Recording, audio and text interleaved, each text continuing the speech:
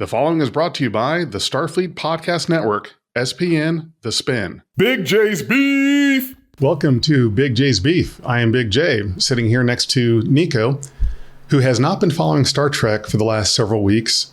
Is that true? That's true. Why? I'm a slacker. Why have you not been following Star Trek? That's like all we do and all we talk about. I don't know. Like I said, I'm a slacker. What else could you be doing in life besides watching Star Trek? You don't know? Just random things. Random things. Okay, so see, this is what I have to deal with. So anyway, there was the big talk recently has been the possible selling of Paramount and CBS, whatever, to Skydance.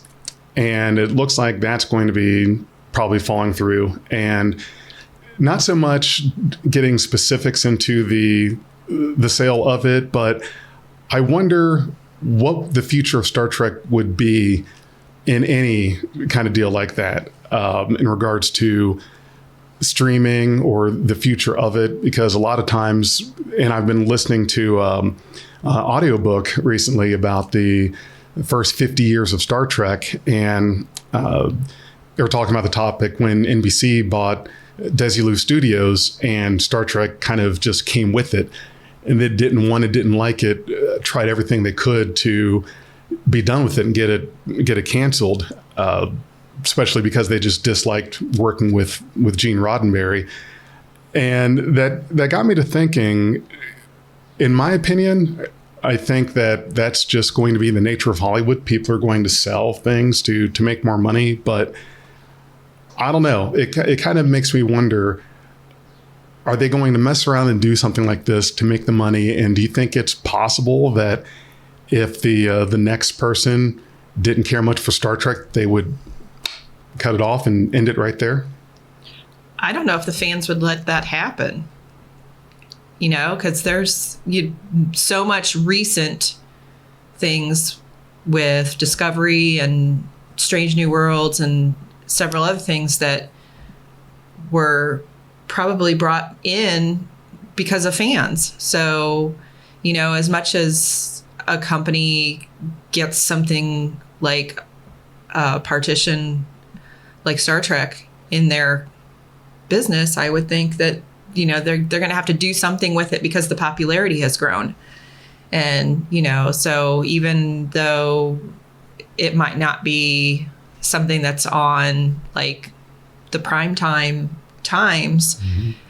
There's such a bigger following now. Like and I don't know, because way back when they first started Star Trek, there was like one season, and then they kind of shut it down and threw it out. And, you know, like there was still a following. There was like reruns, and, you know, there was popularity even then. So, well, the original series, it went for 3 seasons, but basically it was like an uphill fight for that in regards to letter writing campaigns to try to keep it on.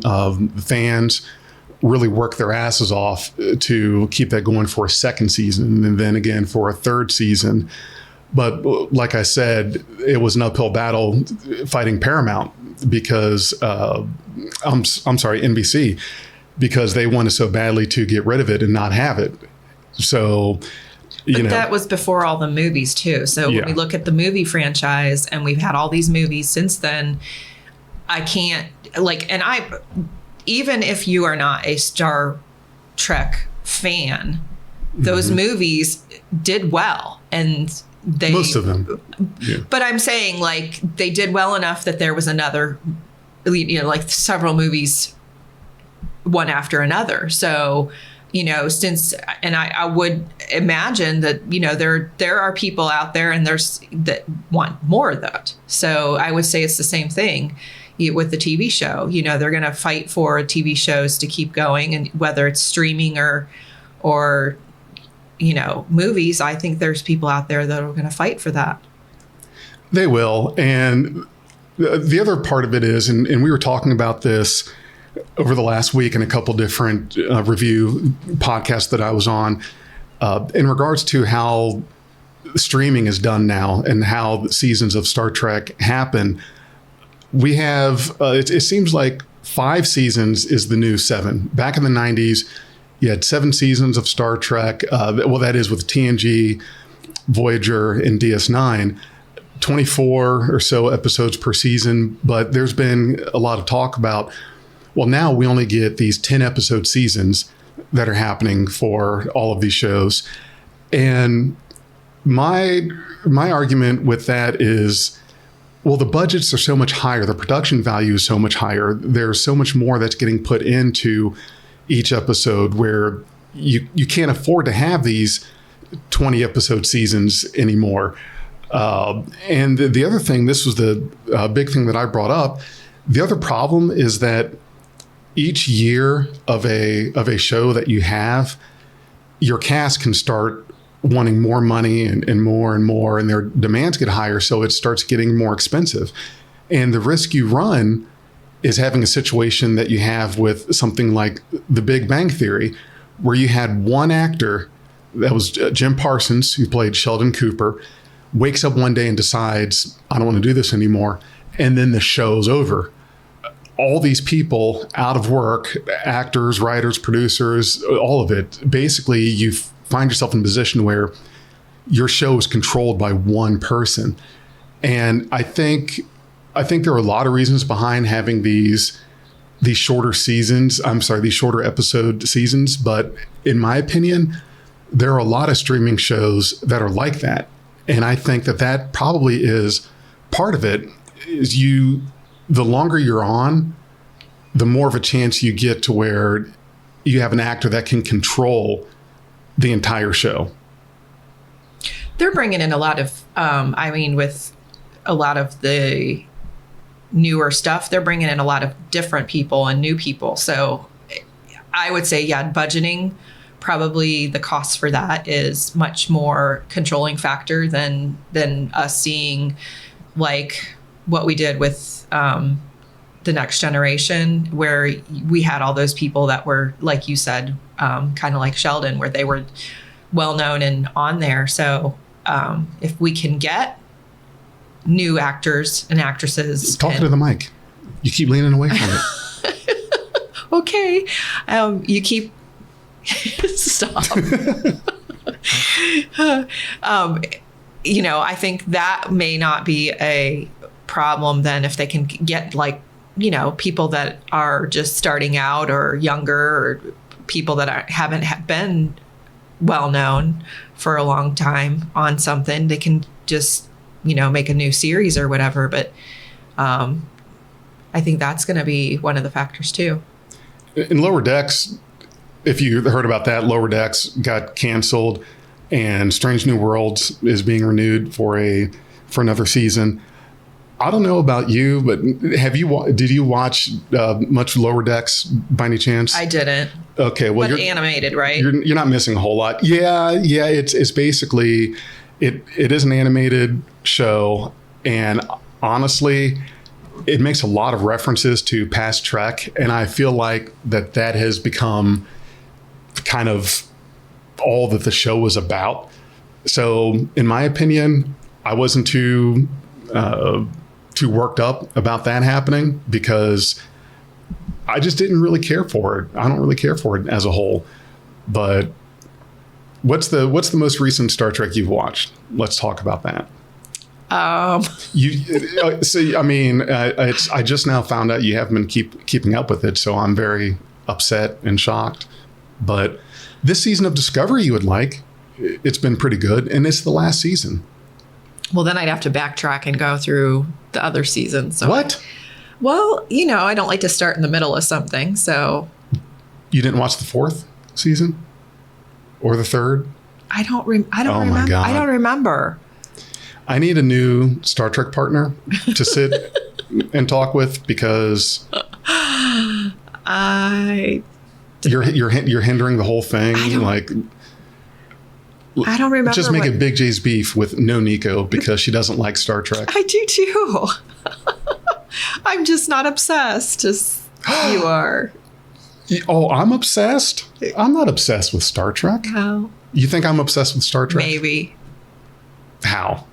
Because I know too much about it? Well, yeah, you can watch an episode and then know everything about it. And I I was having to like take notes while I was watching stuff because I don't remember everything, especially like for a 30-minute episode or whatever, you know.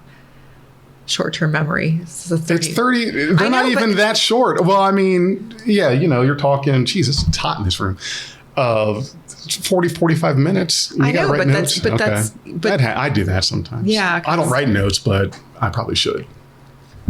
Well, that's what I was having to do because I'm, you know, not having short-term memory. I was having to write notes to get through that short chunk. So, you know, like when it's the movies, but I don't have that memory like you do where you can say, oh, it was this episode and this, you know, line and this character. And so I'm, you know, like a normal person that's at a loss for all of that. So now I'm not normal. Okay. I'll take that. No. You're probably right. I mean, I don't know. There's a special world for the people that just have that memory that just like runs the episodes through their head like it's, you know, a movie reel, and I don't have that. So what plays in your head? Cats running around and jumping. I think there's just like static, fuzz, dust bunnies. So you got dust bunnies just happening all. They're just floating around in there. Yeah. Well, you should definitely, I don't know if you're going to have to rewatch or something. Yeah, but you're missing out on some good Star Trek. I probably am. There's going to be a Starfleet Academy, that series, a movie called Section 31, which is going to be a 2-hour streaming on CBS Plus. I'm sorry, Paramount Plus. Geez. See, I don't have Paramount Plus either, so that's, you know, that's one of those things. Like well, I mean, you know, I'll help you find it and get it. I've got the hookup. Well, no, not the hookup, but I mean, you know, you don't have to pay for it because I got Paramount Plus. See, that means I have to be here when I'm watching stuff. So, well, that's not so hard as long as I've got food, right? Yeah, something like that. Why? Why don't you cook for me for a change? We've been through that before. We've been through that before? Well, maybe we should revisit that. I don't think so. Why not? I'll give you some like chips and salsa. Chips and salsa. Yeah, since we're day before Cinco de Mayo, you can have chips and salsa. Way to date the show. You know, I try to keep dates out of it and stuff like that. And why do I have you sitting here? I don't know. That's all right. That's okay. It happens. No, we don't celebrate Cinco de Mayo. We can. I mean, I don't drink. Nobody said you had to drink. But we already went to a Mexican restaurant. I know. Well, we can do just today. Nope. Nope. Today was it. If you had been watching Star Trek and keeping up with it, then I might have said, yeah, I'll take you out again. But don't tell me that you don't date things because there's dates like all over Star Trek. Stardate this and Stardate that. Yes, in the show, yes, Stardates. I'm talking about this freaking recording. No, that's okay. I don't care. We could Stardate it. No. Yeah, what's today's Stardate? I don't know. May 4th, 2024. Okay, that's it for BigJ's Beef. Thank you for sitting and listening to myself and Nico drone on for a little bit. So thank you for sitting here with me for a little bit today. You're welcome. I appreciate it. Thank you. I'm glad we got it air cleared that I've failed in my duties of watching my show. Yes. Yeah. So hopefully we will correct that. Okay. Well, let's get done with this. You can go watch Star Trek. Okay. Bye. Where's the beef? We are Beyond Trek Podcast. Lower your inhibitions and surrender your ears. We will add inspirational and hilarious Trek content to your day. Your attention will adapt to subscribe to us. Resistance is futile.